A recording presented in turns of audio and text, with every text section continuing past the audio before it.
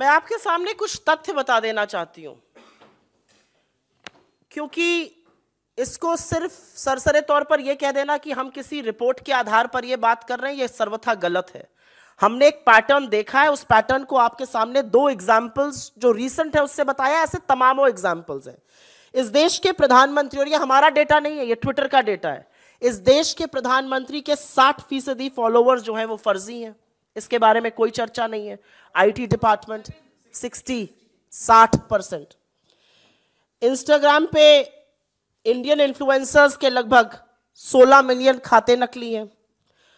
Report में बताया गया कि करीब 18,000 ट्विटर अकाउंट बीजेपी के फेक न्यूज फैलाते हैं। 18,000 ट्विटर अकाउंट हैं जो उसको एम्पलीफाई कर रहे हैं। ये किसके ट्विटर अकाउंट है? ये किसने खोले? ये कौन संचालित कर रहा है? ये बीजेपी के फेक न्यूज सरगना टीम फैला रही है या ये इजराइल की कंपनी इनकी मदद कर रही है? ये तो बताना ही पड़ेगा।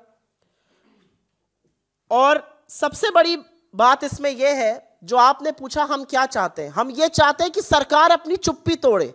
आप पेगासस पर भी चुप रहेंगे, आप इस पर भी चुप रहेंगे, तो आपकी भूमिका क्या है लोकतंत्र को बचाने की? मुझे लगता है चुनी हुई सरकार लोकतंत्र की प्रहरी होनी चाहिए। आपके ऊपर आक्षेप बहुत गंभीर लगा है।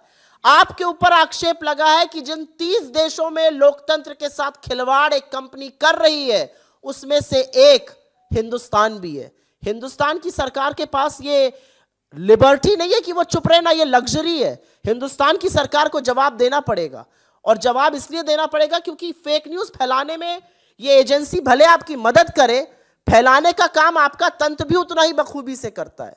और जैसा कि पवन जी ने कहा कि अफवाह को एक तरह से आप मिलिटराइज कर रहे हो, उस अफवाह को आप किसी रूमर को, किसी अफवाह को एक तरह से वेपनाइज कर रहे हैं, और उसके चलते बहुत सारी दुष्परिणाम देख रहे हैं हम समाज में।